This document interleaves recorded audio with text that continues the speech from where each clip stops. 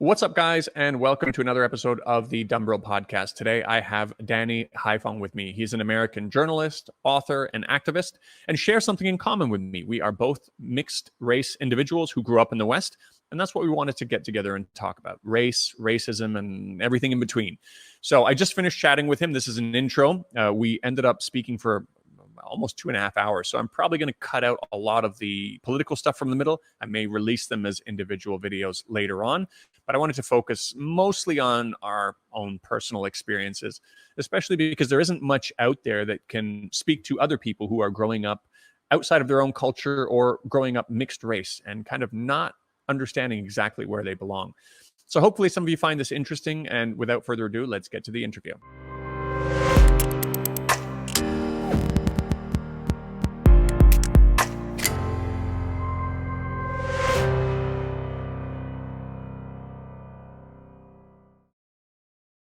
Okay, there we go. We are on. Danny Haiphong. Nice to finally chat with you. We've been talking about getting on a chat for quite a while now, haven't we? It's been a few weeks. Yeah, we were going to talk about we were going to talk about China because you recently did quite a bit of stuff on China. You were on the Jimmy Dore show, right? You were talking about it as well. And Jimmy so Dore. that was our kind of common interest that got us talking to each other first. And that must have been an interesting experience because I know very well how appreciated people are when they talk about the positives of China or try to correct the that must have been quite an experience for you. Oh, it was, praise be to Jimmy Dore for being so open to having my view on China aired on his show, because China right now in the United States, as you know, is such a taboo subject, and there's just so many misconceptions. And as we're going to talk about today, race and racism plays a big role in how especially Americans view issues and entire nations like China. Right. Yeah. That'll be an interesting tie-in. So we'll have to the rest of the in-depth, more general China-related stuff. We'll maybe have to talk about another time. But maybe where we should start then. So just so the audience knows, this isn't really going to be an interview per se. It's more of like a discussion or a panel because we've both got ideas on race, and that's going to be the main topic here, talking about racism and our own experiences.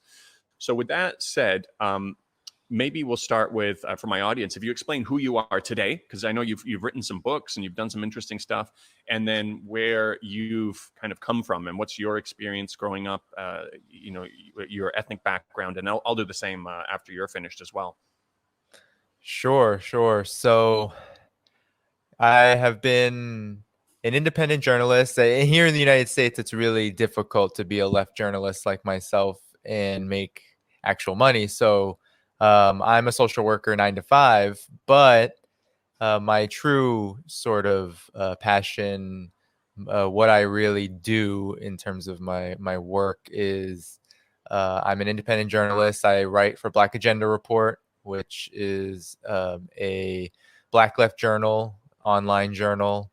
And I've been doing that for about 7 years. And last year I was able to publish a book sort of synthesizing all of the things that I've written in Black Agenda Report, called American Exceptionalism and American Innocence, A People's History of Fake News from the Revolutionary War to the War on Terror.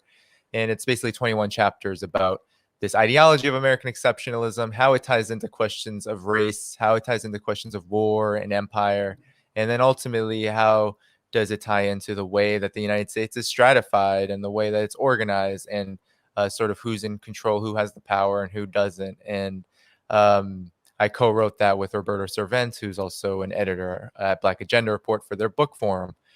I also consider myself an activist and an organizer. I've been in the labor movement. I've been in unions, but I think my true sort of calling has really been about creating real independent media work that challenges the mythologies of the United States, and that gets down to some of these foundational questions of power. And so, recently, as you probably have been following, Daniel, and as I'm sure your followers have been taking into account the way that the United States has really struggled with COVID-19. And I was able to publish a journal article recently in International Critical Thought about how American exceptionalism has played such a principal ideological role in ensuring that there really isn't a huge understanding in this country as to why COVID-19 hit so hard here and why China, for example, has been able to contain the virus and address the virus to preserve hundreds of thousands of lives. So that was the basis of my latest work. I've been writing weekly for the last 7 years. And I think my biggest sort of contribution, in my opinion, is to interject some of these connections around a lot of these issues that don't really get connected too often here in the United States, around race, around class, around war, and how do we look at them as interconnected parts rather than separate ones. Right. Yeah. Yeah. Kishore Mahbubani in his book Has China Won? He talks about this topic as well, about some of the things you're talking about and what you possibly are leading into in terms of this anti-China sentiment, xenophobia, yellow peril, whatever you want to call it, where he also thinks that it's not, or alludes to the fact that he doesn't think it's a coincidence that the Five Eyes nations are predominantly white English-speaking nations. And he gets into this idea in quite a bit of detail. A connection we have then is, because I didn't realize you were a social worker. My father is a social worker. He actually is a professor of social work. And he wrote a textbook, which is actually on the topic we're talking about somewhat. It is Anti-Oppressive Social Work Practices. And it's used, I believe, in some actual social work classrooms. So that's an interesting connection. Yeah, But now, very cool. Yeah. So, and he's been, racial issues are something he's focused on for quite a long time. And when I give a little bit of context about my history, it'll make a little bit more sense. But so for you, ethnically, or and the kinds of neighborhoods you grew up in, what is what is your story in that regards? Yeah, so I grew up in the Boston area. My family is my mother's side Vietnamese, and on my father's side Irish, German, quote unquote white American, right? So for me growing up in Boston, it's interesting because I think that to be sort of racialized in the United States is really less about your individual connections to family, more so it is about your environment. So for me, growing up in Boston, it's supposedly this diverse city, a metropolitan, liberal, etc. But there are such deep racial cleavages in the Boston area, all across, whether you're talking about the small cities. I grew up in particular in Cambridge, which is a border city to Boston, actually right on the border of Boston, my neighborhood. And, my neighborhood is predominantly Portuguese, Haitian, very diverse in so many ways. However, it's quite obvious when you grow up as someone who is perceived as of Asian descent, that just the language of war, the language of race is so deeply embedded in everybody. So as a kid, you get called the chink, the gook, the slant eyes. There's all sorts of racial stereotypes that get hurled around because, at the earliest ages, kids are learning in the United States what race is and what is the superior race versus what are the inferior races. And it just becomes part of how you grow up and the cultural milieu. So that was basically my experience, was always this idea that, as an Asian American, but even though I did have, a white father and his family were, second, third generation Irish and German.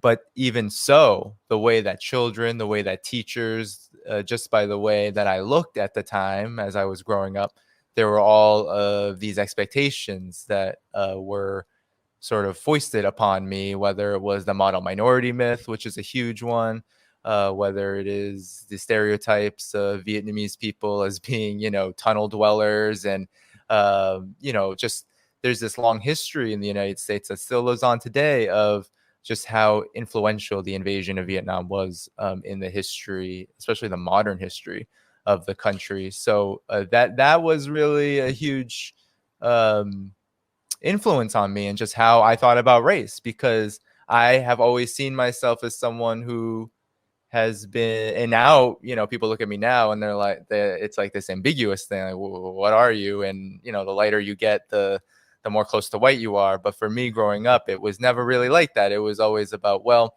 the working class white kids over here think I'm, a gook, and they make fun of me all the time.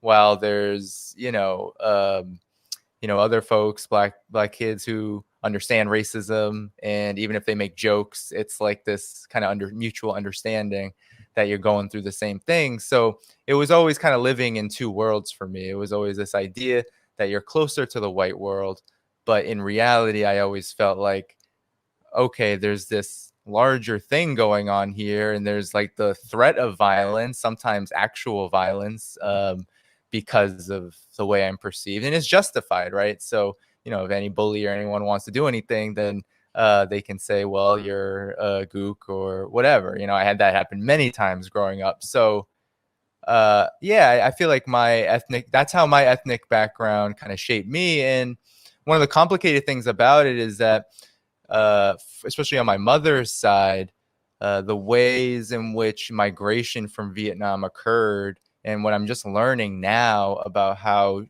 the reason why I never really got to connect to that side is because there's a lot of, I don't know if it's shame. I don't know if it's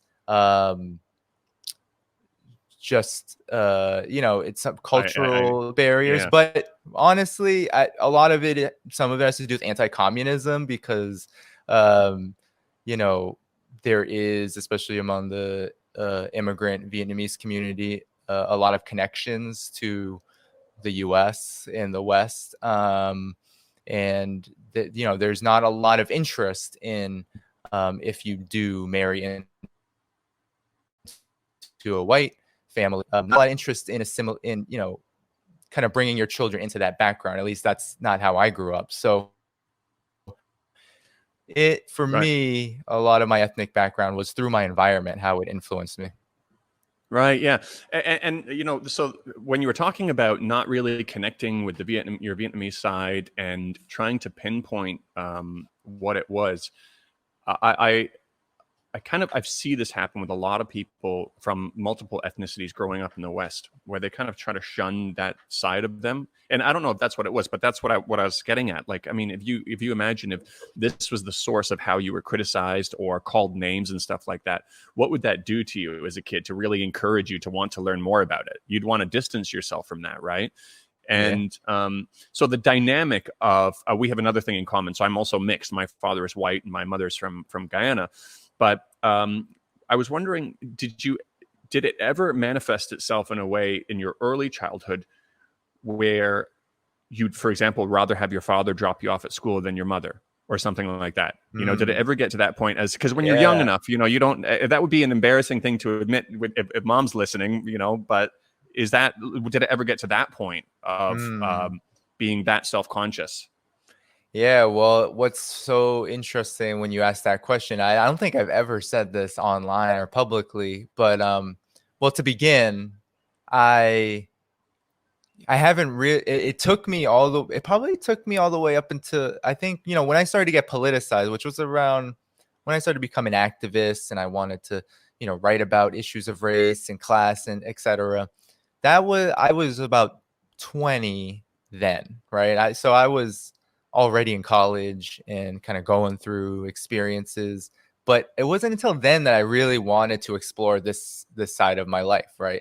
On both sides, father, mother, but when I was a childhood, I've never said this, I don't think, on a YouTube show or in an interview, but when I was young, there was a point, I think it was 7th or 8th grade, where I was literally, and at this time I was straddling, Boston, just like most cities, are very segregated, and then they're very segregated inside of the so-called integrated schools.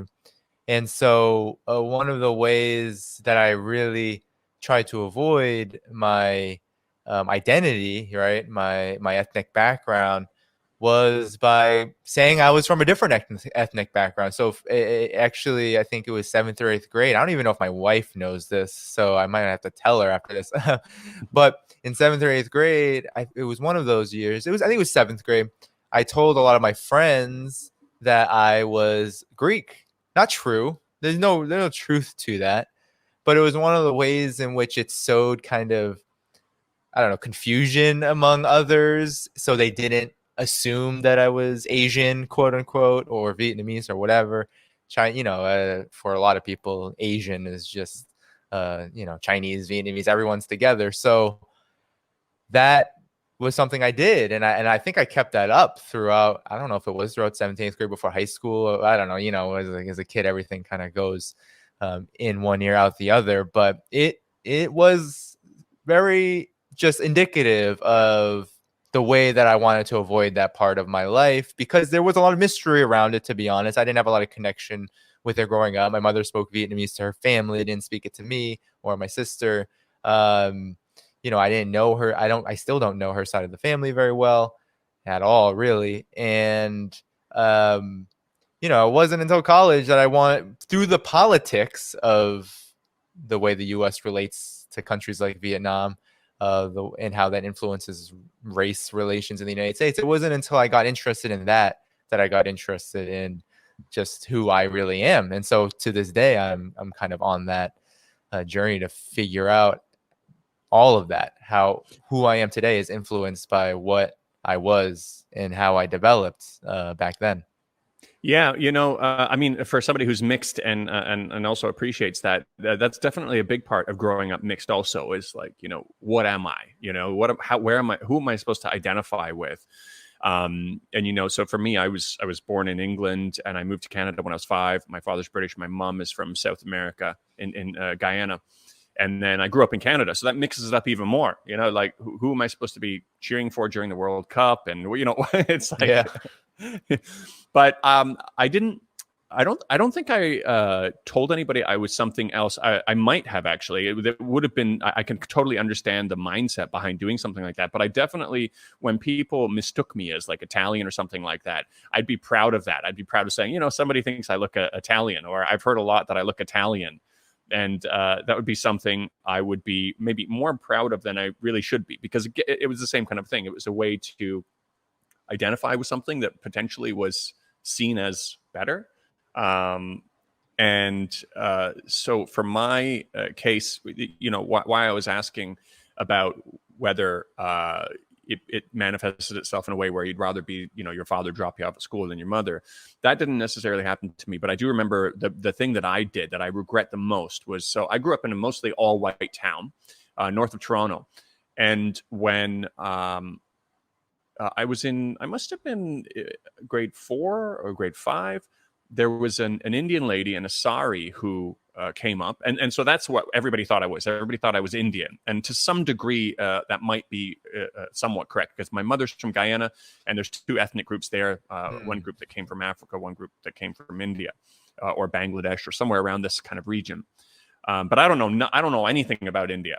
And I certainly didn't want to be mistaken as one. The number one insult for a brown kid during that time would be Packy, right? That would be the go-to insult. And so this lady shows up in the middle of the school year with a sari on, and she's got her kid, must be like 2 grades younger than me or something like that. And you can imagine, for any kid to start in the middle of a school year, it's probably a pretty difficult thing. Now, for her, she's got the added element that she knows she's now living in an all-white town, and she's got this kid, this brown kid, that she's going to put in this school, and she's probably really worried about what's going to happen to him. And so she saw me, and her eyes lit up, and she was so excited. And, there was this idea, there's another brown kid in the school. And she was asking if I was from India in a very thick Indian accent, and I was embarrassed. I was like, no, don't. I'm not from India. No, I didn't say no. I was friendly. I answered her questions, but I really felt an urgency to distance myself from her and her kid. And to this day, that's something I think about. It's something I regret. It's something I feel so sad about. But it was part of this kind of identity issue that we go through growing up in these kinds of situations. Yeah. No, that's I think I heard I think I watched a video where you described this, because I have been following your channel because I'm so Yeah. interested in Westerners living in China after visiting for a couple weeks. But yeah, no, that's totally understandable. I mean, it's so ingrained, right? That it doesn't feel, and this is what's so interesting, especially as young people, right? It doesn't feel political. It doesn't feel like it has anything to do with, just these huge, broad, formative issues and struggles and this long history, until you look back on it after you study that Yeah. history, after you study what may be behind that feeling. Then you start saying, wow, I did that. And I did that. And I did it because of X, Y, and Z. And I feel like so many Americans, especially, go through those experiences sometimes without even ever getting to that point, especially white America, ever getting to that point of saying, well, why did I do those things? I think now, with all of the police brutality, protests, and all of that, there's a lot more conversation about race happening than there was 10 years ago, even 12, Yeah. 15 years ago. But still, I think a lot of people just walk the streets and they have these experiences. They may think about them, but they don't necessarily think about what could have caused me to act like that. Yeah, I think it's important definitely to reflect. And there's some people that don't. And it's not only necessarily the white community. There's a guy named Gordon Chang. And so he's mixed also. Yeah, yeah. You Right. already know he's Right. extreme. So he spoke before about the fact he's mixed also, like us. His mother is Scottish, and his father was Chinese. And he talks about when he was growing up, he wanted to be American. He wanted to prove his Americanness. That's what he wanted to identify with. But now what he spends all of his time doing is crapping on China, and in a really unnatural way. Like, he's been calling for the fall of China for the last 20 years or whatever it is in his book. And he's like, don't worry, Right. it'll happen. Then when coronavirus happened, before it really hit the US, he did this really offensive tweet saying, oh, it's funny how this little virus could be the thing that finally, yeah. It's like he thinks it's like, so this is while people are dying from coronavirus. And so his internalized self-racism, that's what I think it is, that's my theory, has manifested itself in such a hateful way. And then he tries to do the same thing that a lot of people do. They're saying, "Oh, it's not about the Chinese people; it's about the Chinese government or something like that." Never mind, the Chinese government is doing great things for their people, and most people here support them. Only has 80% plus trust, right, in the government. And you got to separate the two, though. You got to sure those 20% need to be taken care. Need to be in the forefront of all of our. It's like, yeah, no. Yeah. It's an interesting thing that people always say is, I don't hate the Chinese people, I hate the Chinese government. And I was thinking about it in a more deeper way. I was like, so technically, because your government is, chosen through a democracy and everything like that, should other people be saying, based on what America does around the world, should they be saying, I don't hate the American government, I hate the American people? Because that's supposed to be the government that you say represents the people. It is the will of the people, operating in their governments, unlike here. And then if it's not, there's all sorts of secondary and third and fourth questions that people really have to ask themselves about how do they really think these things work.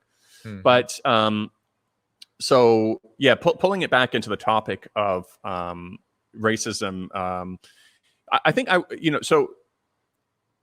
I was probably lucky that my family moved to Canada, because in London, in England, it was way worse. It was really serious racism there. My mother went through racism on a regular basis, going through nursing school and on the streets. And there was one time also where my mother, so we had we would be walking around, and she'd be walking with us, and skinheads would spit on the street in front of where we were walking. Like it was it was extreme. You know, my father likes to say, I can't remember exactly what he said, but he said, because I asked him how the racism was in Canada compared to that.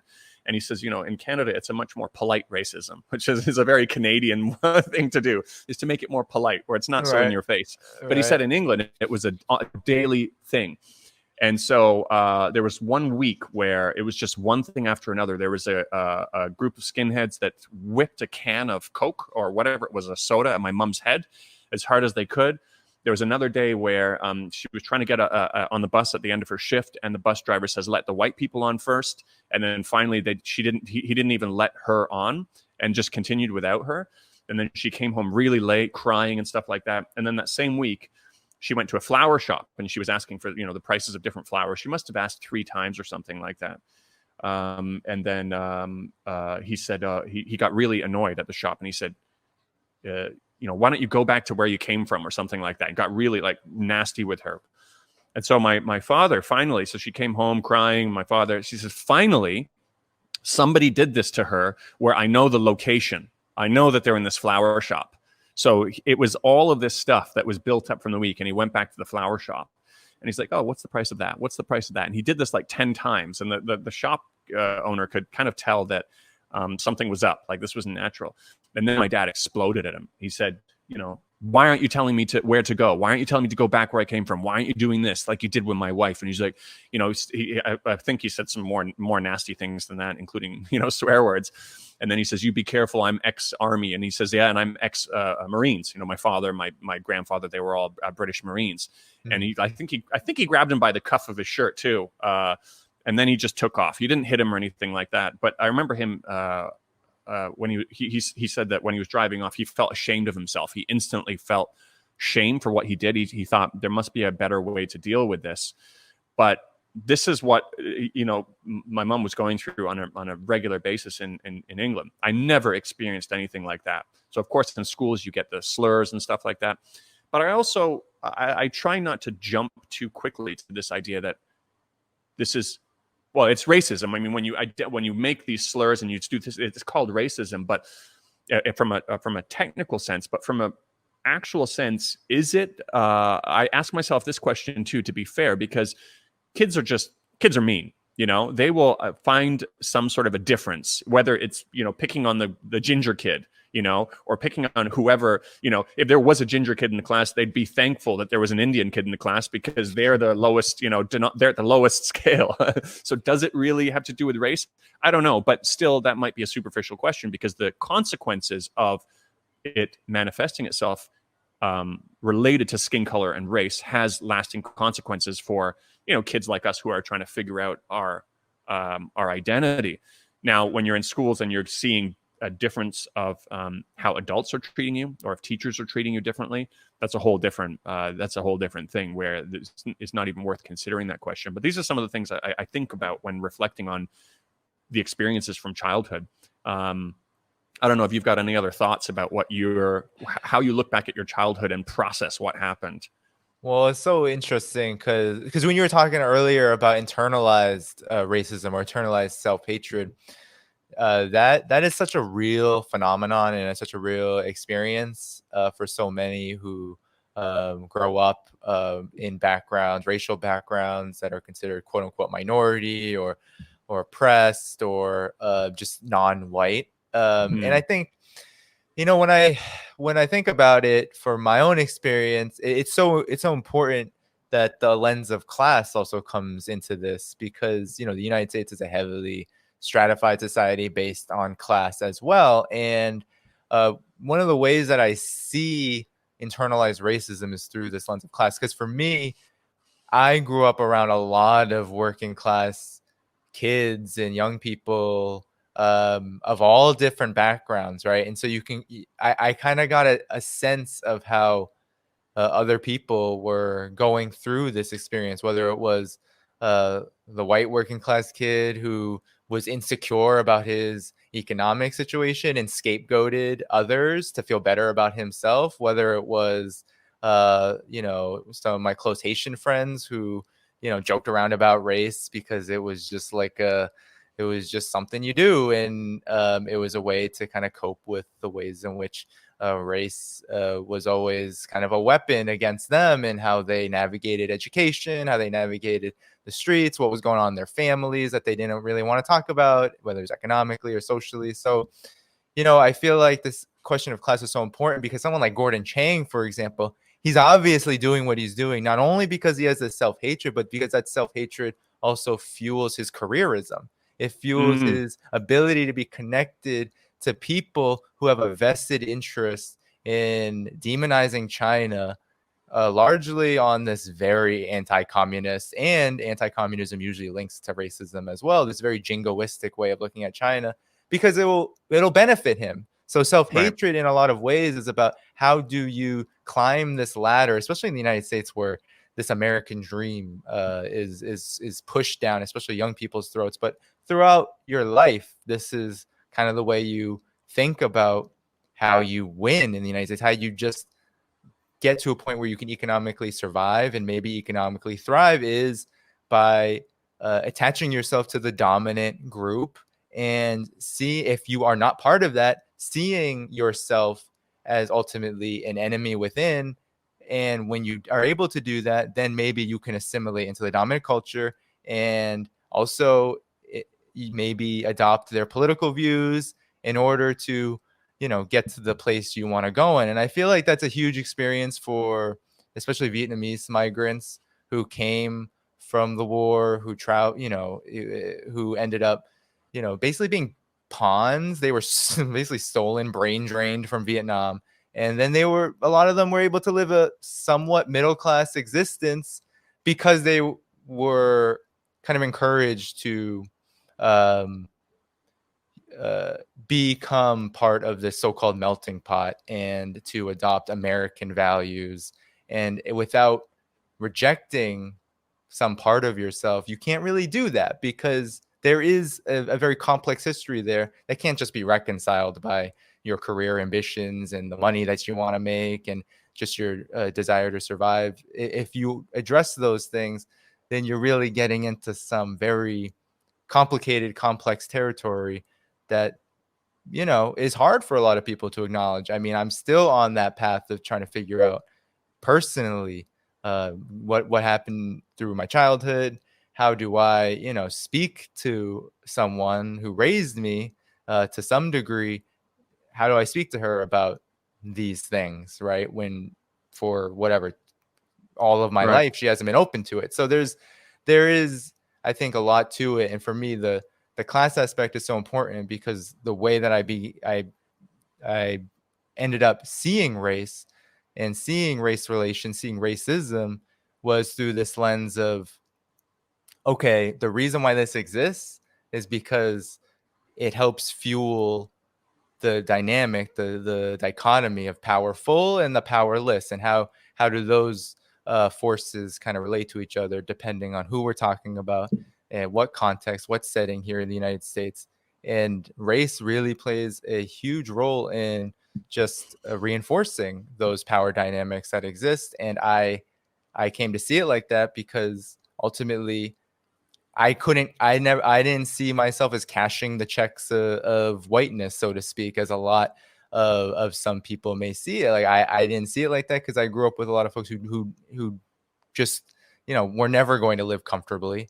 And, we're in a situation here in the United States where so many more people are finding themselves unable to achieve this American dream. And ultimately, we have to now analyze what is the function of race in all of this, given that uh, we're in a situation where, millions of people, and especially specific communities of people, find themselves way behind because of historical phenomenon and ongoing instances of this oppression, this history of oppression. And that's sort of how I try to view my childhood, because now as an adult, I see in all the things that I write about in this history, all of that was not taught to me. But now that I do study it and know it, it's important for me to kind of integrate it into how I grew up. And it's tough because, of course, memory is a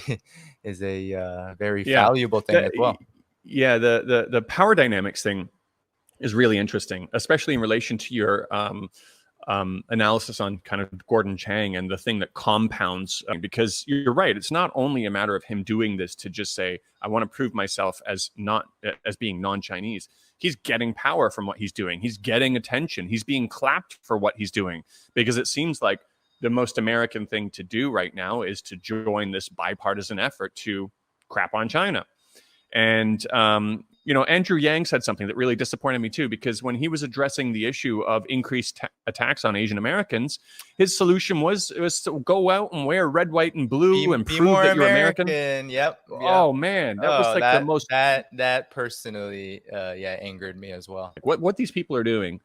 It's obviously even more damaging to kind of further a racism issue, and even if it is active or more passive, to reject oneself. And I remember there was one video that really annoyed me. He's actually a social worker, also in Canada, I believe. But anyways, he got up on stage, and he's this Indian guy. He came to Canada when he was really young, and he was doing a talk on why the question, where are you from, is offensive. And I never really found that question offensive. I can understand why some people might be sensitive about it, but when people are too oversensitive about it, I think it does the opposite of what it's supposed to do. Kind of having people walk on eggshells around you. But when he's talking, like when he got up on stage, he came to Canada young enough so that he has a Canadian accent. So the first thing he wants to do is say, where do I sound like I'm from? He says, I pretty much sound like I'm from here. I came from here. He's very proud of his kind of Canadian accent. And then he talks about this problem with the question, and it means like, we don't really belong here. We don't have, if you're continually asking us this question, particularly if you ask the follow-up question saying, where are you really from?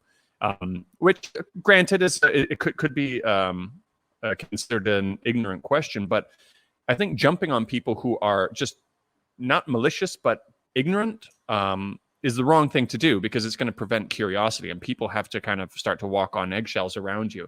And when he really got into his talk, and there are little tidbits in there that really revealed why he didn't want to be mistaken as Indian, why he wanted to be called Canadian. And it slipped through his speech. It was like an hour long or something like that, where he said, because when you think of India, you think of poverty and strife and stuff like that. It's like, oh, okay, so that's what it's about. It's about, like, that's not what I think of when I think of India, but that's what you think, and that's why you don't want to be associated with it. Now we're really getting to the truth. Yeah. So that's what he wanted to distance himself from. But it creates an issue where when people can't be natural around visible minorities or things like that, they've got to be careful about what they say. If they're going to be, they're going to say the wrong thing and they get offended. I think this is something we need to pay attention to as well. And I don't know if you noticed this also, but I've noticed that growing up, I can make an observation. I'm allowed to make an observation because I'm a visible minority that perhaps my father's not allowed to make as a white man.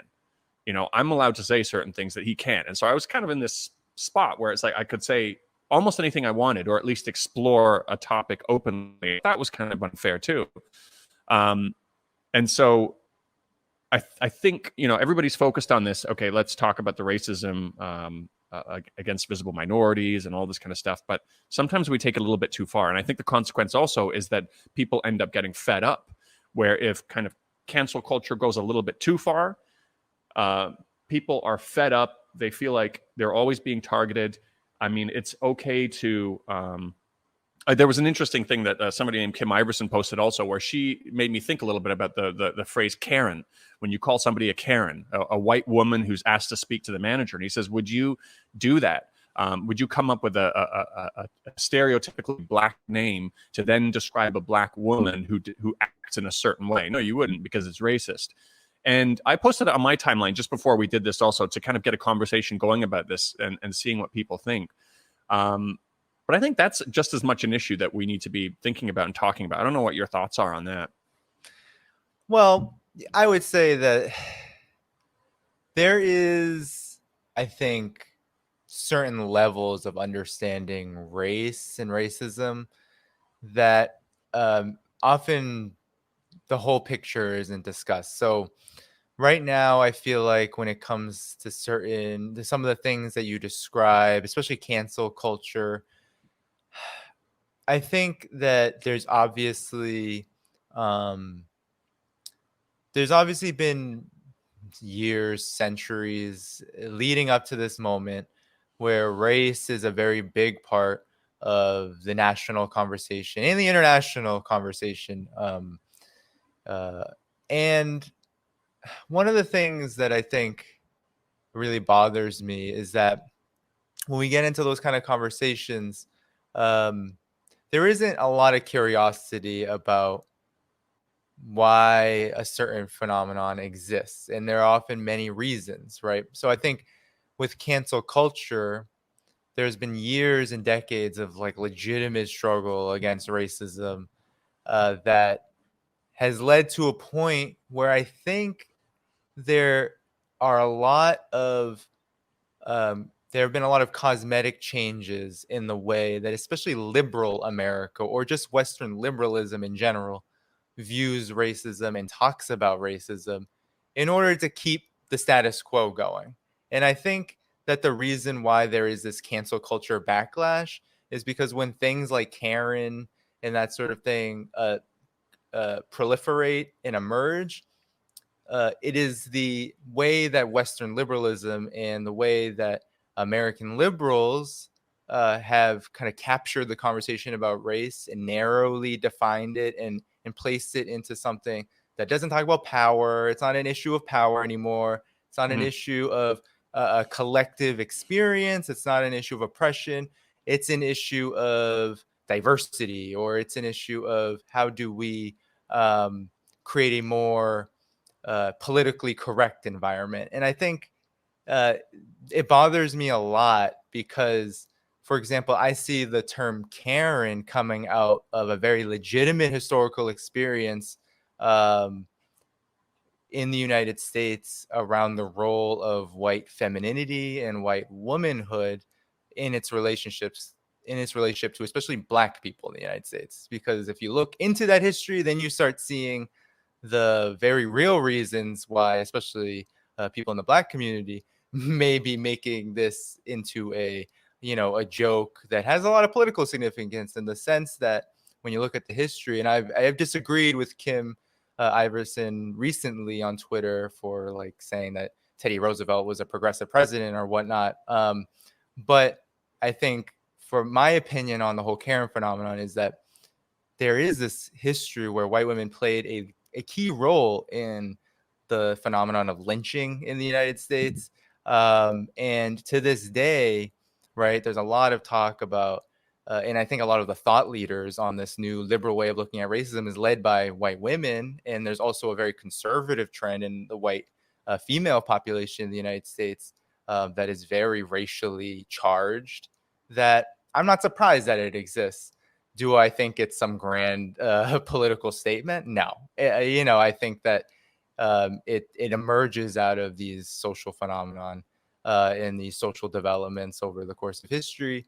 But yeah, I do think that when it gets into this realm of like cancel culture versus why cancel culture is a problem versus why it's not, I think the big problem is that the conversation has been stuck in the narrow confines of Western liberalism and how Western liberals and US and American liberals view race. And that allows very conservative people, for example, like a Donald Trump, to kind of thrive off that and feed off that, because he can organize those who are resentful about this kind of conversation.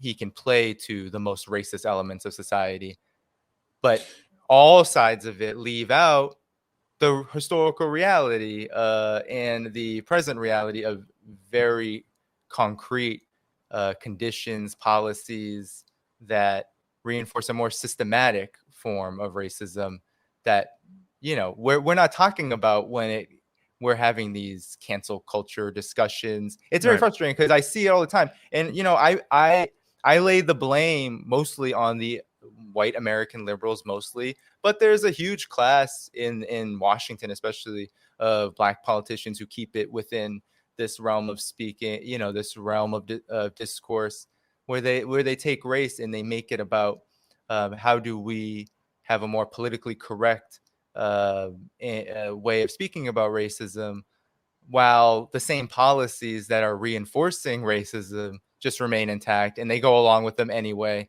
And then who does that empower? It empowers the most racist elements of society, and we're stuck in this trend to the right wing in the United States and in most of the West too, rather than having a real fruitful discussion about race. So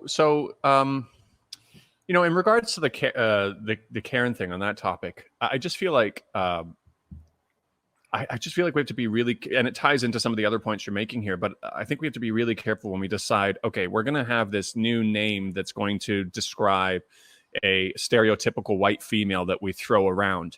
And of course, there's going to be people who are mislabeled with this also. And it might just work to marginalize white women's opinions in general, even when they're supporting an idea that we support. Like there was, I think she's from Germany or something like that. There was a white lady who was living in China for a while. And then she was posting her kind of opinions on why people got China wrong, why people have this idea of communist China, why it's so wrong. And then there was this other guy who is from Canada. He grew up in Canada, Vincent Wong, same kind of thing. I looked through his history. He said he grew up thinking that he had to be white to prove himself.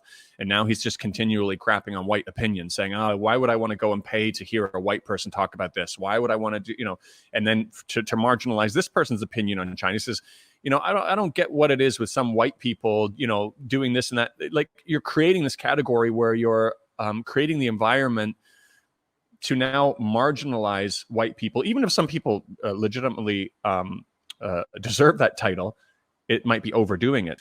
I just think making sure that things are done in a way that encourages dialogue is important. And that goes back to my example of that guy who got really offended at the "where are you from" question, more offended than I think he should. He can treat it as an ignorant question if he wants, but people are afraid. People don't know what to do, like you said, and people don't know what they're allowed to say and not allowed to say anymore. You know, particularly if you're not a visible minority, you've got to be, you know, it seems like you've got to be ultra careful about what you say. But I think an active effort to understand the other side also. I mean, I don't know if you saw the TED Talk by a guy named E.J. Wilson, where he was an African-American guy who really wanted to get into the deep right kind of culture and figure out what these people are about. And he couldn't do it under his own profile, under his own Facebook profile on Google, because it already knew who he was. It already knew that you're not a right-wing guy. You're not a deep right-wing guy. So it was so hard to trick the algorithm, because that's the other problem, right? Is our news feeds, they're designed for us. They give us what we want to hear. Yeah, they do. And so what he did was he had to set up an entirely new profile. And as soon as he started to open up the profile, he started posting racist comments against black people and stuff like that. He's a reminder, he's black, and to really get deep into that side. And then when he got over to that side, he started listening to them. He started listening to what their real issues were, what their legitimate issues were. He started learning about their families and stuff like that. And kind of it personalized them a little bit. And I think it put him in a position to better understand what's going on. And of course, at a better position to potentially make positive change. There was also the other story of the guy who befriended the KKK Grand Wizard, right? I don't know if you saw that. There was also an African American man who became very, very good friends with a KKK Grand Wizard, and he would, you know, it got to the point where they'd even go over to each other's house for dinner and stuff like that. But his friend, the KKK Grand Wizard, always made it clear that I want you to know that I believe that I am superior than you. And he says, yeah, that's okay. And he'd even go to some of the rallies with them and stuff like that. And eventually he ended up changing him. He's not, the guy is no longer in the KKK, and he ended up changing so many people's minds. And that's what I think there to be more of. So I did a little bit of an experiment with that too. I started following a guy quite in detail, listening to everything he had to say from the UK name. I don't know if you know Tommy Robinson. Yeah, I've heard of him. Yeah. So yeah, he's from this little town called Luton, and I decided, you know what, I'm going to start listening to this guy. I'm going to start following him and his guys and stuff like that, and just find out what's going on here. And he made some, like, when you try to listen to him with an open mind, he's very convincing. some of the stuff he says about, okay, when he was growing up, there was one mosque. Now there's like 5 or 6 mosques, whatever it is. The London bombers, the Stockholm bombers, all these people, they all convened in Luton before they went on to make their terror attack. So he's this like massively anti-Islam, anti-Muslim guy. And there's issues with his argument. Obviously, he's not, he's taking certain scripture from the Quran, and he's being way more critical about that than, of course, he would about the troublesome verses in the Bible. Like that, he's decided that this is what he's going to focus on. And eventually, he was removed off of Facebook and YouTube, and then he got his own. He's in a Telegram group, which is way worse than it was before, because now it's kind of like this underground bunker where they're just singing to the choir, and they're just becoming more and more extreme in that group. The catalyst for me, the thing that really put me over the edge where I'm like, okay, I can't listen to this guy anymore, was when he was standing in front of a Muslim neighborhood, and he was saying, behind me, these buildings are full of terrorists. And I was just thinking, because it was a Muslim neighborhood, and you can imagine the types of followers he has, Yeah. I was thinking, like, imagine being a Muslim family living there, and your kids are playing in the playground there and stuff like that. And all of a sudden you've got like these white nationalists who are being told by Tommy Robinson that these are all terrorists here. Right. I would be freaking out as a parent. And that was when I was like, okay, this is too much. But before that point, I was having debates with my dad, because you can imagine how disappointed my dad must have been that I'm listening to a guy like Tommy Robinson. My dad's from the UK. His wife, my mom, experienced so much racism in the UK. But we still had some interesting discussions about it, and I reminded him also, I said that, that time when you were riding away from the shop, the flower shop, and you regretted what you did. And you said, I wish there was a better way to do these kinds of things. I think listening to what these people say, even if you disagree with them, is important. I've gone off on a I've gone off way too much here, but my main point is I think finding out ways to encourage more meaningful conversation, even with the ideas you really dislike, is something I think we've got to figure out how to do. Yeah. Well, I think you bring up a very pertinent subject that I think a lot of people are discussing now, especially in the era of Trump, right? Because they're in the United States, where I think a lot of, especially white liberals, who are honestly the leaders of the whole cancel culture phenomenon. Some might want to call it the cancer culture, but yeah, they're really the ones who are in the lead of it. It's a very corporate culture too. And on the one hand, right, I can never, do I get sad when, extreme racists and white supremacists get banned? I don't personally get sad about that. However, there is a broader issue, I think, that doesn't get considered when that kind of stuff happens, is that the tools that are doing the canceling are often tools that are also repressing, ignoring, suppressing the left, right? The independent left, those folks who are trying to talk about the foundations of society, who are trying to talk about power in relation to race, who are trying to talk about history in relation to race. When it's Twitter, whether it's BBC, etc., none of those corporate entities have any interest in addressing race in any way, shape, or form, unless it helps their profit margins. And that, I think, is one of the fundamental issues with cancel culture, is that it often goes through those avenues rather than engaging in a real struggle on the outside, right? So if we're going to, the only way you really cancel out far right white supremacy is if you have an alternative movement that can, first of all, win over the people who are the victims of far right racism, right? Like that, those folks have to be educated, organized, ready to defend themselves, as you said, when Tommy Robinson is basically doxing, a Muslim community that could have very real consequences. Those are the folks who need to be, or we need to be talking about their experiences, their history, We need to be engaging, and that's how you get that debate going. Because honestly, the examples you bring up are interesting, but in the realm of sort of politics and struggle, the only way that you have a real debate or even a dialogue is when there's forces at play that are equal in terms of their power and stature in society. So until we have a movement and we have the ability to sort of shape the conversation in a way that allows for that kind of engagement. And to be honest, there's a lot of conversation here in the United States about, especially with a lot of Sanders people who love Bernie Sanders, people who are all about trying to unite the whole country. I think we will find that once there is a coherent and organized movement against racism that is willing to engage in national debates about these issues, we will find that the far right, especially in the right wing, harden. I mean, that's just history in the United States. There's a real hardening that happens around these issues, a real polarization, and we're seeing it now.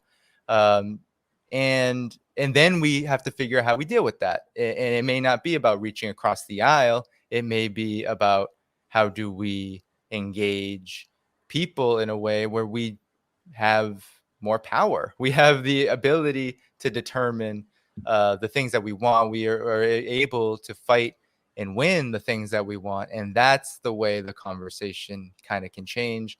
And then we can start talking about, well, who are the folks that are willing to engage in a debate that's, legitimate. I've been in a lot of debates with right wingers in the United States, and they tend to not want to engage in they tend to want to stay in their ideological milieu, in their realm. They don't want to talk about history and politics and struggle and just sometimes facts.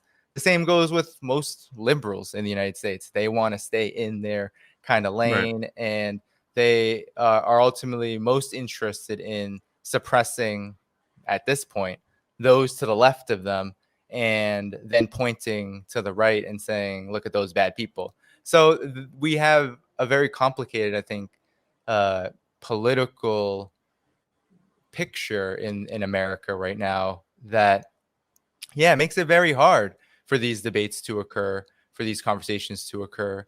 And, how wrong or right that is, I think may not be the question. The question may be, well, how do we then, because I think, honestly, the most marginalized, a way of speaking about these things is from the left, is from the perspective of what are the foundations of society and how do those foundations influence the ways in which policies, government, economics, all of it come to be.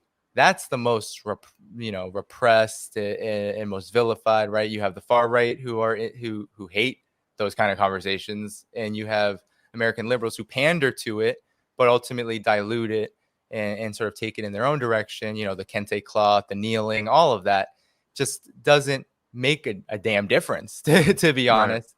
Right. It's all about virtue signaling to people who are beginning to wake up, a section of the population that's beginning to wake up out of decades-long stupor around sort of a long-standing issue. So it seems like, what you're saying, with cancel culture, it's interesting to think about it in the sense that it's kind of profit driven, that, these people will be removed because it's the right business decision to make at that point. And it seems like really that's what it's going to come down to, because when enough people have woken up and enough people want change, or they're able to identify what's right and wrong, obviously the content providers, or whatever it is that's going on, will need to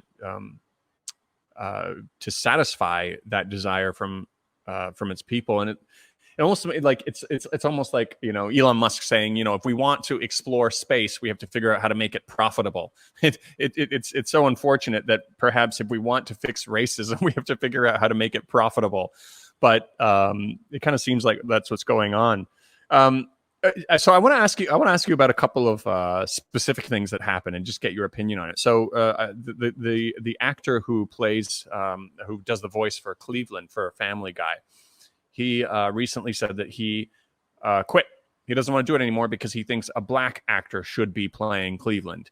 What do you think about that? Do you think that helps anything? Do you think that's a little bit superficial? What's your I think it's a combination of things.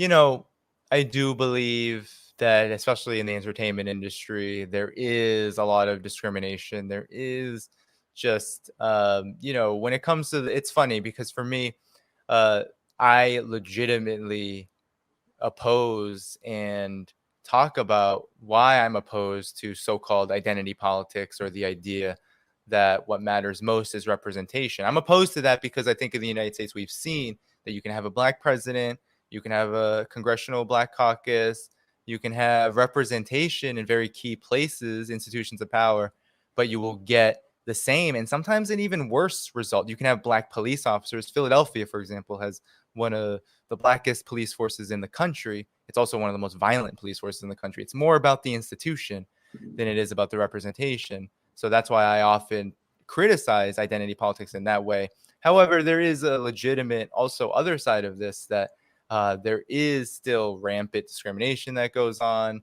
There is still this kind of individual racism that happens at a structural level inside of these institutions that prevents, black people from being able to have a fair chance in these higher echelons of so society. so so So so, I so do you am, no, I'm just so do saying, you yeah. yeah. Sorry. Basically, there might be some merit to the idea that this white person who was playing this black character said, you know what, they should find a black person to play a black character, and he's potentially taking a job away from someone who. But that is kind of at the same time playing this identity politics as a kind of a tricky one to figure out. I don't know what my opinion is on that. Yeah. I feel a little bit. My opinion would be that it doesn't change the power relationship again, right? Hollywood is still run by a bunch of rich white folks who are going. It is in their economic interests to ensure that black people do not have a fair chance. Why? Because in the larger scheme of things, the way that super profits are made is if there is a larger portion of a certain section of the population that is unable to have that fair chance. That's the economic logic of racism. But then there is also the social logic of racism, which is as we have spoken earlier, the inferiority, the superiority dynamic, the oppressed oppressor dynamic, and that still plays a significant role too. So yeah, it doesn't really none of this changes that dynamic, right? Because Yeah, it's still not yeah. it's not like we have a different form of control, social control, a different mechanism. It hasn't changed at I its guess you're roots. talking about, yeah, when you're talking about the economics of kind of racism, that's the economics of everything in Yeah. a basic capitalist society, isn't it? You need winners and you need losers. It Yeah. just so happens that the losers happen to be, or the people who have less of a chance happen to be of a particular ethnic group. You need some group of people. There is that inevitable kind of separation. Oh, I have some friends walking by. In society, and I mean, you're seeing it on a just a wider scale, right? The wealth gap. If you look at the Gini coefficient, it's kind of reached its the highest it's ever been in 50 years. But unfortunately, it's specific ethnic groups that happen to be on the losing end of that, more generally speaking. Yeah. What about then? I'm curious about this because I saw a really interesting thing on CBC about this. So, what do you think about Justin Trudeau's blackface incident? I can't say I'm surprised by it. I have absolutely no empathy for him, just because there's a continuity here, right? You have someone who has this, for lack of a better term, a very dark past when it comes to his relationship to racism, right? Blackface is a very serious reference to Jim Crow and the ways in which Jim Crow became culture, especially in the West, but in the United States in particular. And so, I have no empathy for him, but I think what's most important is that out of that, and this is where the conversation again doesn't really go usually. It becomes more about he did this thing in his past, so now he's tainted, right? Now he's not the person we thought he was. Well, if you look at his policies, right, you look at how he has treated Native people in Canada, you look at some of the ways in which this sort of liberal face that he puts on, and this sort of really socially progressive face that he puts on, is in a lot of ways a smokescreen, right? Then we get to the real conversation of, well, he happens to be the most powerful, the most powerful governmental leader in Canada, a country that has its own problems with racism at the roots of how that society was formed as well. So I only really engage in those in these kind of cultural developments, when people talk about, when it comes out in the entertainment industry or whatever, Yeah. Twitter, etc., only when we're referencing, well, what is the bigger issue here? The bigger issue is that Trudeau is a reflection of what we're seeing, just I think broadly in the West amongst the most so-called liberal sections of these societies. We're seeing them be kind of outed as folks who want to pander to the issue of race for political gain, but actually are so heavily interested in ensuring that racism continues, and that they actually don't represent any sort of buffer or anything from the right. They're actually aiding and abetting the development of the right, as we saw here in 2016 when Donald Trump won, because lo and behold, you had Hillary Clinton running against him, who had this long history of being part of the most egregious policies that damaged Black American lives, in reference to the mass incarceration state, the police state here, and then, not to mention cutting welfare, which hurt Black families the most. All of these kind of policies ultimately allowed someone like Donald Trump to come in and say, hey, you're crooked. And then there were folks who were convinced by that, right? Who, hey, you're crooked, I'm the one you should choose.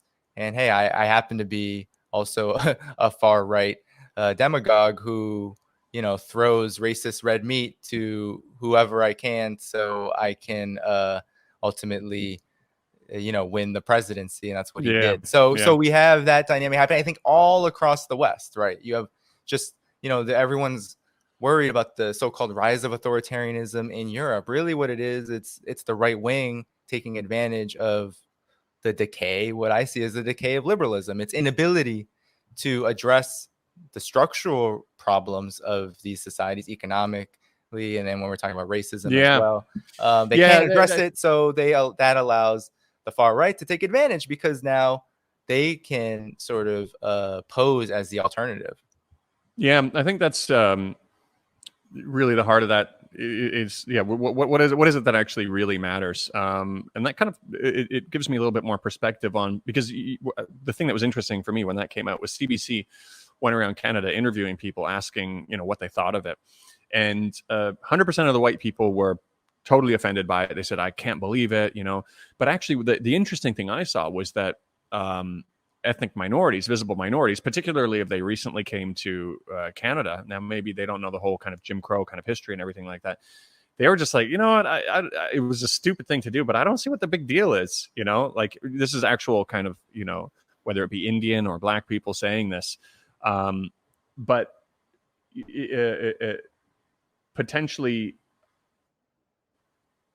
that what's interesting now from our conversation, what I'm thinking of is that perhaps white people were the most offended by it because they think that that's a more important issue than it really is, while ignoring the real issues. While actually ethnic minorities, they realize whether he did blackface or not doesn't actually matter in terms of, the things that really matter in terms of policies, what's actually happening to kind of address racism, and it's not going to be this thing. So it's almost like there was and I think throughout your conversation, you've alluded to this, it became a more superficial conversation about the blackface rather than what's underneath, what's really going on underneath. Of course, the biggest thing that people found funny was the hypocrisy of it, of course, because he's this social justice warrior, completely woke fighter of all human rights that was caught in blackface. That's the most ironic thing of it all.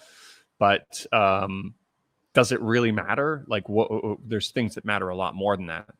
I think that's and I also think that it's not surprising to people who actually experience racism, right? So I think a lot of the white so-called woke liberals, whether it be in Canada, the United States, can't believe this is happening. Can't believe it, because their whole idea of themselves and of their society is that, especially in Canada, we're past that, right? We're past all of that. That was the past. This is not the present. Why did Trudeau have to, do that? Now now we gotta kind of reckon with it. And but everybody else, ethnic minorities, were just like, that looks about right. That looks about right. Exactly. It's not a surprise.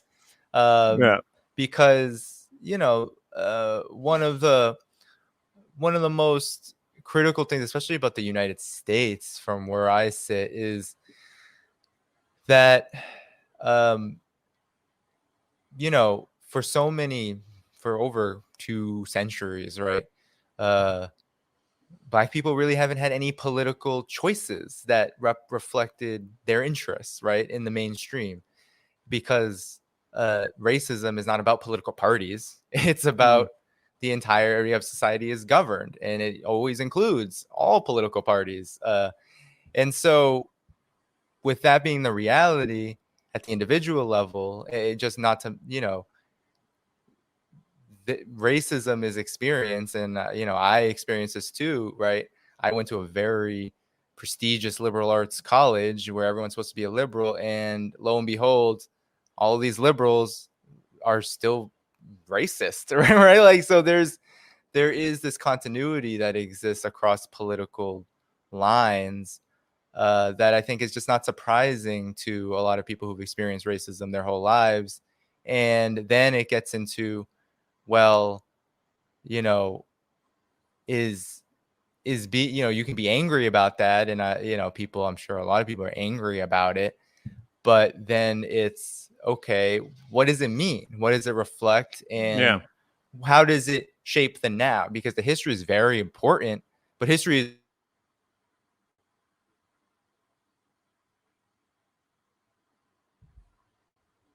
act in now. So that's why we talk about American exceptionalism, because American exceptionalism is very much about the now, and it's about narrating history so that what happens right here, right now, can remain the same.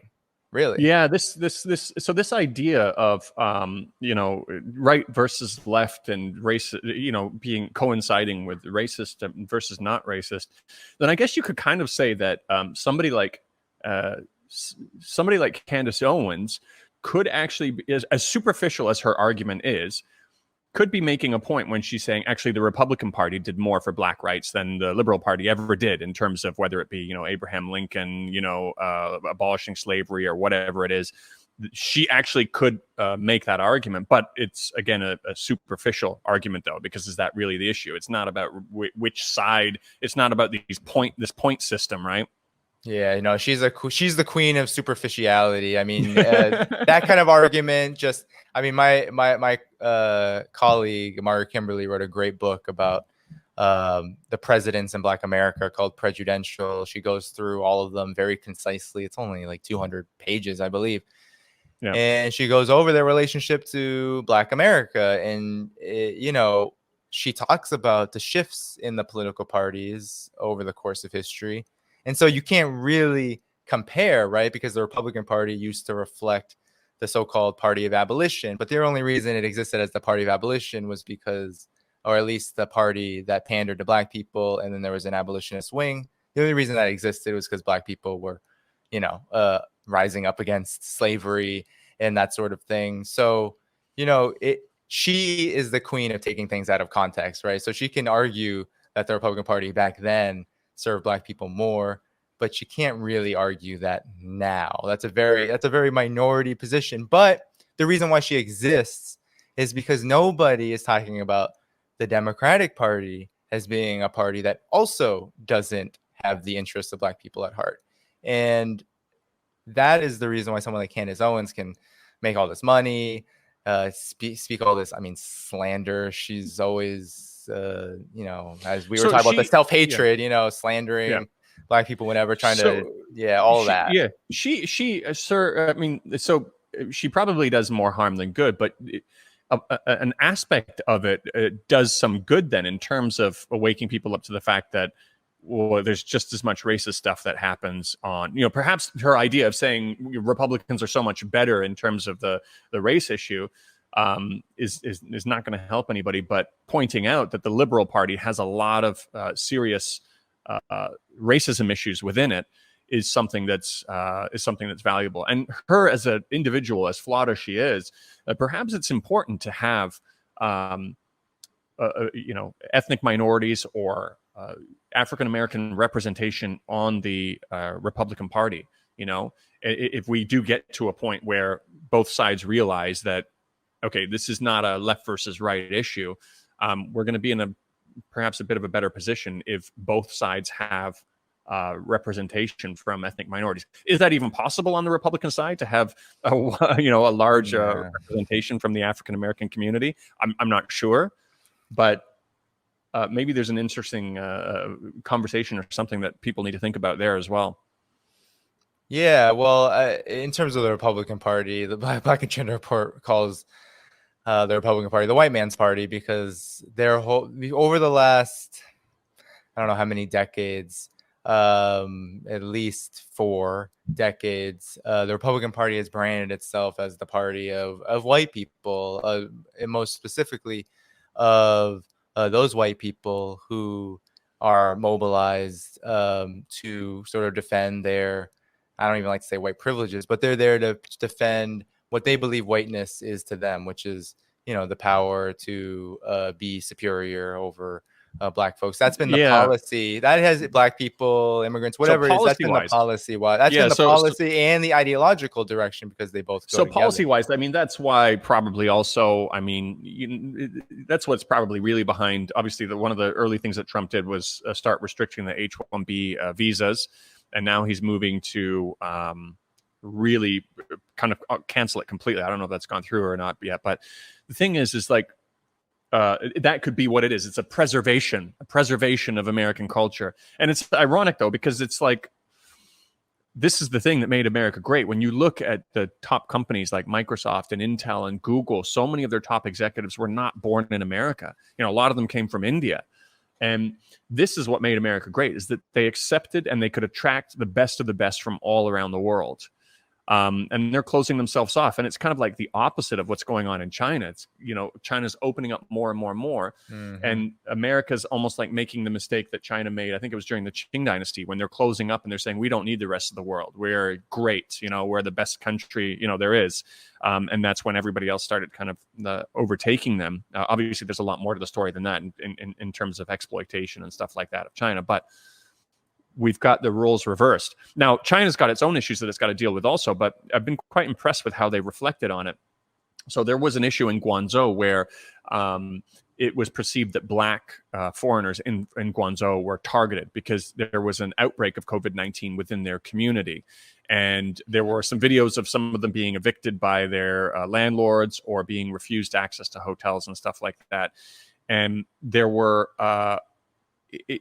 I don't necessarily think that itself, again, it's the same kind of a thing. From a technical point of view, it was racism, but the actual meaning behind it was quite different. China has a history of kind of grouping people together, even within their own society. So, for example, well before this happened, they'd say people from Henan are scammers, or, people from this place you can't trust, or from that place are really kind of... They can do business really well. They categorize people. And of course, when the outbreak first happened, if you were from Hubei and you had a Hubei ID card or your license plate was a Hubei license plate, then you're going to run into trouble just like that. However, online on the internet, on Weibo and stuff like that, there were a lot of racist comments showing up also, but they fixed it. The government, well, I mean, you can't just fix racism like that, but the government made a really big effort. They started releasing all of these posts about respecting people's differences. There was a really interesting one that even talked about respecting the religions of others. It came out, it was in Chinese here, and that's something that nobody in the West would ever imagine, saying, what? China's telling you to respect other people's religions? How is that even possible? In the subway stations, they ran ads about not discriminating against foreigners and stuff like that. They really put in a pretty big effort. But there's another interesting thing that was going on before the coronavirus was when China wanted to start to open itself up more to foreigners, attract more foreigners to come and issue more green cards. And there was a lot of pushback online from netizens. They're saying, no, this isn't a good idea. Like, you're going to give them a Shanghai hukou and we can't even get one. Like, how is this even fair? And it was disappointing to see, but the dynamics are really different too. Like, here you can think about the fact that China isn't like America and Canada and all these other countries where it was built on the backs of foreigners. It was built on the backs of immigrants. They built it themselves. But I still think their mindset is in the wrong place. And I hope what's going on in America, if we can take some sort of a silver lining from it, is that China will recognize, especially after what happened to George Floyd and what's going on with racism there, that people here first say, we don't want to be like that. We should be better than this. And kind of nip this issue in the bud. And then the second thing is to really think logically about the fact that America is closing itself up more and more and more, and there's an opportunity for China here to take over where they left off and do all of the things that made America great at that time and say, welcome the best talent around the world. Now, obviously, the West has done a good job outside of China. They've done a good job to make people not even consider the idea that China is somewhere that you want to move. I've been here for 12 years. I love it. But to pave the way to be more welcoming is going to be something that's really, I think that the people here should really think about. It's such a fundamentally different place. I mean, when I was in China, that's how I felt, because that's, yeah, it's just a completely different conversation, a different context, even with the problems, as you were talking about in Guangzhou. The way that China addressed that, you couldn't even imagine that here. I mean, think about this. Think about how at the height of the Black Lives Matter movement, right, there was two key votes in the United States in 2004, when 2014, when there was the uprising after Michael Brown was killed in Ferguson.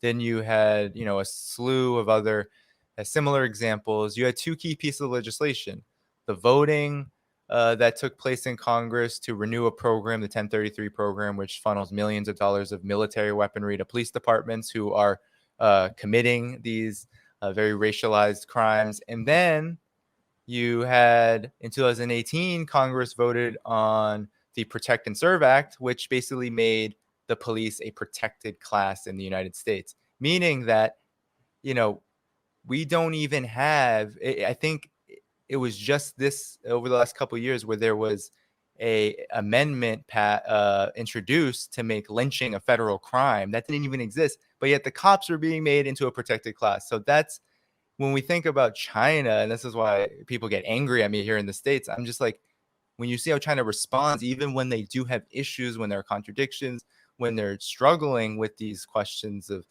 how to treat foreigners, there's a response. There's a lot of thought. There's, especially in the government, right? Because then you have these issues of, well, look at what those local authorities are doing, or look at what those certain individuals are doing. But at the level of the state, that's kind of state response, to have that kind of state response, is just unheard of. And there are few Black people here in the United States, or few racial minorities here in the United States, that could ever expect the U.S. government, especially the federal government, to come out on their side on these issues. Yeah. This question of racism here in the United States is I think what's different about China is that China, has this long history of independence, of trying to liberate itself from both foreign powers and internal, kind of classes and folks that did not have the best interests of the nation at heart. While in the United States, you had a nation that formed from a minority that hoped to use racism as a weapon to keep majorities of people sort of in place. And so you have that kind of dichotomy that it's hard for people in the United States to understand, especially when China is rising the way it is and is now taking this completely different approach from the West in the United States. The West in the United States is kind of crumbling within itself.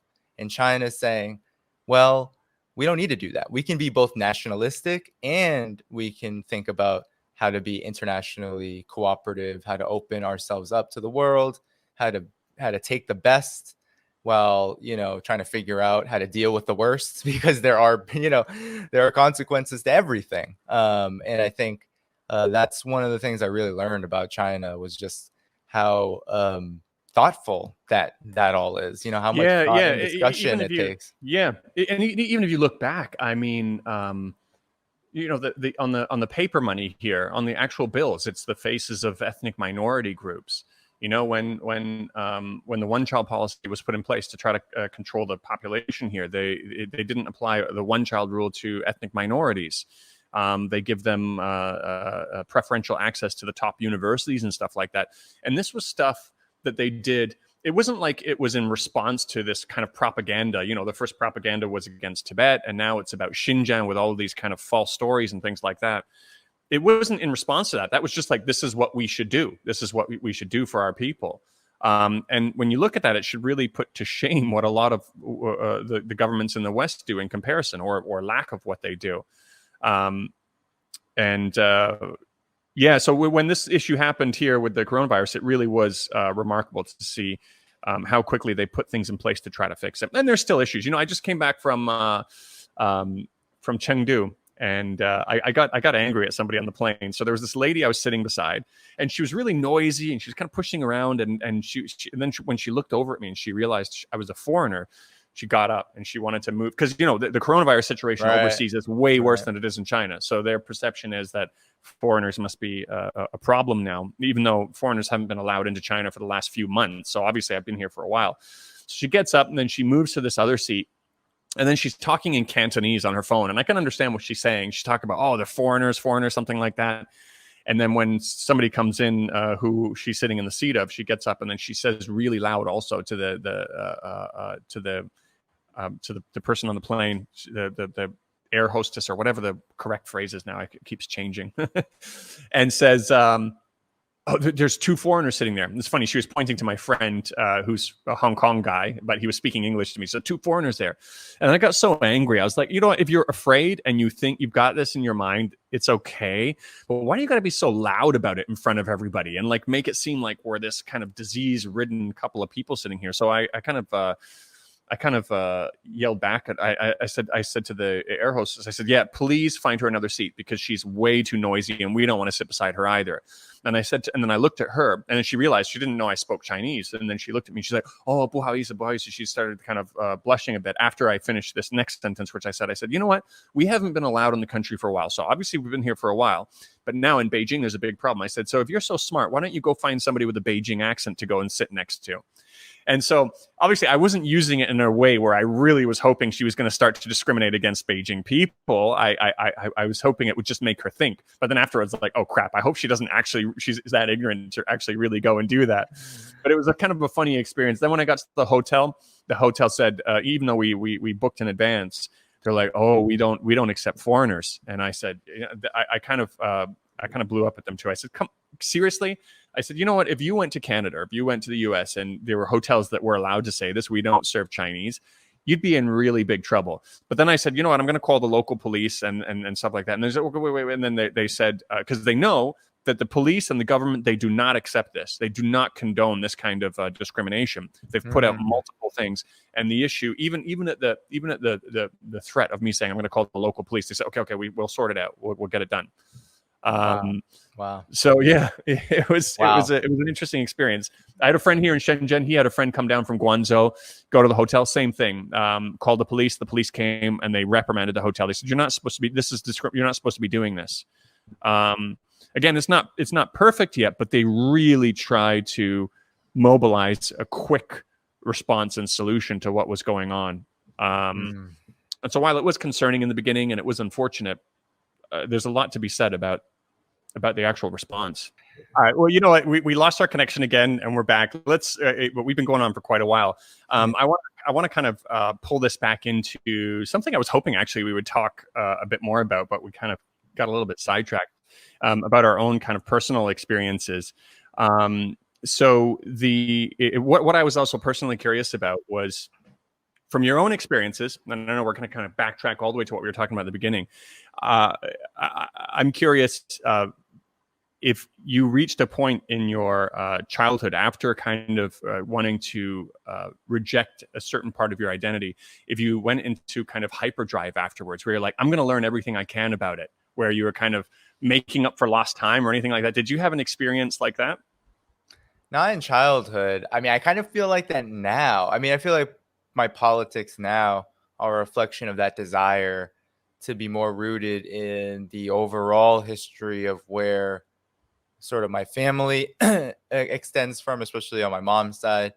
Even if, you know, in my particular case, you know, my mom and her family may not share the views that I have about, for example, Vietnam or the history of that part of the world in general, right? Like, I'm very, my Twitter handle is Spirit of Ho in reference to Ho Chi Minh, right? I'm very much empathetic and I just admire the history of the independence movements and, of Southeast Asia so much. So, you know, I think part of my political development is my desire to reach out to what I think is just more an accurate representation of who I've become because of my experiences with my ethnic identity. And now, yeah, no, I definitely, you know, I have a plan, hopefully, once the COVID-19 situation here in the United States settles. It's hard with all the uncertainty. I'm sure it must sound strange in your shoes in China, where there's so much uncertainty about how the government responds here to COVID-19 that you don't really know if, for example, traveling is going to be something that's safe, possible, that kind of thing. But I really do hope to get to Vietnam. I do hope to have certain conversations with family about Vietnam, talk to other people about it. That's sort of on the horizon. And I could only be in that place if, I wouldn't be in this place if it weren't for sort of how I politically and ideologically sort of developed around my ethnic identity as I existed and as I grew up, you know, throughout childhood into today. Yeah, yeah. I had a kind of I would say it was probably in my late teens or something like that, where all of a sudden I wanted to learn as much as I could about my, you know, mother's side in terms of Guyana and stuff like that. I that was around when I had my first visit to Guyana also. Then I got onto these kind of online chat groups. There was like a Guyana chat group, and I started meeting up with other people from the community. There were a lot of them in a place called Brampton, Ontario, which was a bit, you know, whatever. It was like 45-minute hour drive from where we were. But I started connecting with that piece. In Guyanese culture, they really like, they have like this chutney soca kind of like it's a Caribbean style music mixed with Indian music, and they listen to Bollywood movies and stuff like that. I went on a Bollywood movie rampage, started watching all kinds of Bollywood movies and stuff like that. So it was kind of like an overcompensation period. But what I'm also, a couple of other just personal curiosity questions. When you were growing up, did you were there any other people of Vietnamese descent around you? And then you didn't, like, not even one? Not even one. Yeah, no, it's so funny. I grew up in such a diverse area, but, you know, the communities that were most prevalent were, you know, various white American ethnic communities, you know, mostly Portuguese, but then, you know, Black American communities, Haitian communities. There's actually a big East African population in Cambridge. You know, but at least in terms of my connection, yeah, no, most of the Vietnamese community in the Boston area is kind of deeper in Boston. It's so funny how such a small city is so stratified and honestly just really difficult to travel in anyway. Yeah. So if you grow up, for example, I grew up in East Cambridge. So you grow up in East Cambridge, you're not heading out to Dorchester because that's really far. You know, it's like really difficult to get there. You have to take, you know, trains and a bus, and you have to wait for that bus for a really long time just to get to that community. So you would as a child, where you're not thinking about taking 2 trains and a bus to just Yeah, hang seriously. Yeah. out with people. Yeah, Yeah. you're mostly in your immediate community. And as diverse as it was, quote unquote diverse, that wasn't part of my experience. Yeah, that's interesting. I'll tell you how it worked in. So, for example, a predominantly white neighborhood was. We didn't, when you're in elementary school and stuff like that, you don't really think about your race too much. Even when you're outright just called racial names, it's not just something you can process really well. But in high school, we had there were a few more. There was a little bit more diversity. Still, probably 90% white or something like that. But the 10%, there were a bunch of people who their families came over as refugees from Cambodia and stuff like that, and we all just kind of gravitated together. All of the ethnic visible minorities kind of sat together in the cafeteria and stuff like that. I even named our cafeteria table the refugee table. That's where we would always meet, at the refugee table in the cafeteria. But now, grown up, the last kind of personal curiosity question, as somebody who's also mixed, how often does your opinion get marginalized online by saying he's just a white guy, or what would that white guy know? Has that been used against you? Are you ever seen as just because I've got a little bit of a tan to me because I was out in a Chengdu trade show, but my winter color and my summer color is very different from each other. I've lost track of how many times. Yeah. I've lost track of how many times people have just said, "Oh, that white guy," or even actually not even in a vindictive way. I remember this was a very interesting experience for me. I was sitting outside my bar here with a guy from Australia, very talented chef. He used to work for Gordon Ramsay, and he was sitting down and he was discussing something with me, and he says, "Yeah, but the problem is like for 2 white guys like us." And I didn't stop him. He kept going. And I was like, he thinks I'm white. And I think maybe the dynamic is different because we're in China and it's more of a cultural thing than anything else. But what do people see you as now? Like, how does that dynamic work? It depends on, it's always been like this, right?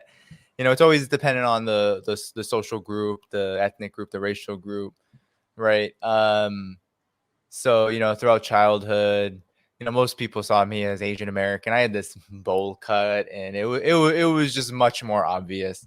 Now into adulthood, at least much more obvious to the ways in which these kind of stereotypes are perceived here. So most people just identified me as Asian, whatever, Vietnamese, Chinese, whatever. Yeah. But in adulthood, it's become a lot more difficult for people because as you said, you look different in the summer with the tan. So do I. I often don't shave, so I often have all this facial hair. When that happens, there's a lot more people who think I'm like Latino or, some from some country, Latin America, the Caribbean. Then there are a lot of people who just especially in these winter months, who just mistake me as white, right? And what's so interesting is I write for Black Agenda Report too. So I write for Black Agenda Report with a very Vietnamese name, and I also have a very ambiguous racial look. So a lot of folks do say, "Well, yeah, no, I've had this happen."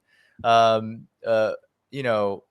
the Black Lives Matter movement, in not this current iteration, but 2016, I had a lot of run-ins with the organization. I was trying to do political work on the periphery, support them, but also try to move things forward. Everything we've been talking about here is what I kind of like to do. I kind of try to move the needle forward to a more, what I think is a more productive ideological and political conversation to have. And I did have run-ins about like, well, you're white, so you don't understand. But and I've gotten this in even like radical revolutionary, Marxist groups too, where, there's a lot of sensitivity, as we've been talking about how we talk about certain issues. And me writing for Black Agenda Report has actually been an issue, not the Black Agenda Report, because, the editors of Black Agenda Report have a different way of looking at this. They're happy when people of other racial groups want to contribute to the Black movement in a way that, they're not trying to take it over. We're not trying to take it over, but we're trying to support it. So they're happy about that. They want that. But for some of this stuff that we've been talking about, I know firsthand what it's like to be told, well, you're white because you look white. And so you have no basis for talking about race, racism, about wars, about some of these more intricate problems. Like I talked multiple times about the Congressional Black Caucus. Some people may see that as abhorrent because I'm criticizing, Black political figures. Well, if those Black political figures are going to wage endless wars, cut all the social programs for everybody, and, reinforce poverty and all of this dastardly BS, then I'm going to call them out too. Right. So I've gotten that a lot in the last, especially 5 to 10 years since I've become political, where there is a lot of this. Well, look at you. Look at you. And it's like, well, you don't know the experience or where I've come from to get to this point. But that also ties into that point I was talking about also. So aside from the interesting point that you're also called white, it sounds like as often as I am, that if you were white, there is this idea that behind the scenes that you're not allowed to criticize Black leaders or anything like that, just because you don't like their policy, not as a white guy. And that goes back to my point, and we won't get into that too much, but that's an issue we need to fix also, is that we shouldn't create an environment where, white people aren't allowed to say certain things that are actually legitimate. But that's an interesting thing about where you fit too. I've heard it from other mixed people also, where, for example, if they are, let's say if they're Indian, according to their where they grow up in Canada, they are called an Indian, and they go back to India, they're called a Canadian. It's like they don't really fit in anywhere. Right. And there was a book somebody recommended. I haven't read it. It was recommended to me a while ago. Called the Third Culture Kids, where it's talking about these kids that don't really fit into the place where they live or their parents' culture or the culture that they came from. It's kind of this third culture, but that's an interesting dynamic as well. But we've been going on for quite a while here. Like, I think I'll trim this down a bit, but we've been going on for a couple of hours here. Is there anything else you wanted to kind of cover before we wrap this up? No. I appreciate the conversation. There's a lot of superficial talk in the United States about multiracialism. There's a lot of it stems from academia, and it's almost sort of studied as this very kind of technocratic thing that can fit into this very narrow framework of how to look at race and privilege, etc. But the actual sort of ways in which people who grow up in a racist society, which the United States is a racist society, you grow up in that, and the ways in which your particular individual experience reflects the broader whole is not the topic of conversation. And so I think a lot of the confusion that comes with growing up in a multiracial, quote unquote, context is ultimately derived from that, from the overall just complete, I believe, just erasure of what the United States is and what its true history is and what the whole picture about it is. And that's where confusion comes, because then it's up to us as individuals. We cannot possibly come to that conclusion without a lot of help. And if our government, if our education system, if our entire system is not encouraging that, actually discouraging this kind of understanding, then it's up to just individual. I feel lucky to be able to have come to this kind of perspective and to now want to kind of spread it and to also, try to continue my own journey. I feel lucky in that way because I know that there are so many others who, are kind of going on their own and perhaps making what I think would be the wrong choice, which is what the Andrew Yangs of the world, right? The wrong decision to argue for. Let's embrace Americanism and let's just erase our past and our make things history. worse. And yeah, it makes things a lot worse. And yeah, it just completely obfuscates history, obfuscates the reality of the situation we're in. And it also leaves so many other folks who could do some really productive, really progressive, really amazing things in contribution to these issues, basically in the dark. That's where they end up. Yeah. I guess there's the big piece is adjusting the environment so that you don't get these people thinking that this is what they need to do to fit in. Obviously, that comment from Andrew Yang came from his perception of this is what you've got to do. Yeah. Gordon Chang obviously believes this is what he's got to do to prove his childhood goal of proving that he's American enough. I think that's obviously the piece that has to change. It doesn't. For the short term, it doesn't look very encouraging, though, does it? It doesn't. I mean, no matter what, even it doesn't matter Trump or Biden. Just like you were saying, in terms of the left versus right. I mean, some of the stuff that Biden is saying also is showing what he really kind of thinks. I don't know if you saw the show that you were on, Jimmy Dore. Jimmy Dore. He did a thing on Joe Biden on something that he said recently when he was asked the question about race. I don't know if you saw that, and he kind of scoffed at the question, and then he ended up answering something that didn't even have anything to do with fixing the legacy of slavery, and started basically going into blaming the parents, saying that they weren't. And the weirdest thing was that they weren't listening to enough music. They said that they should put it was the record debate. It was him at the debate talking about how and this isn't like a one-off. It's like the time before he says, we should care about poor kids as much as we do white kids. And it's like everything that's coming through in his language. It's like, oh shit, we're going to be. He also confused Juneteenth with the Tulsa massacre of 1921. Juneteenth, of course, occurring in 1865 with the actual, freeing of the rest of the African slaves in Texas. He confused those two things, but acted as if he, was just talking about history correctly. I think with these prospects, looking at this and seeing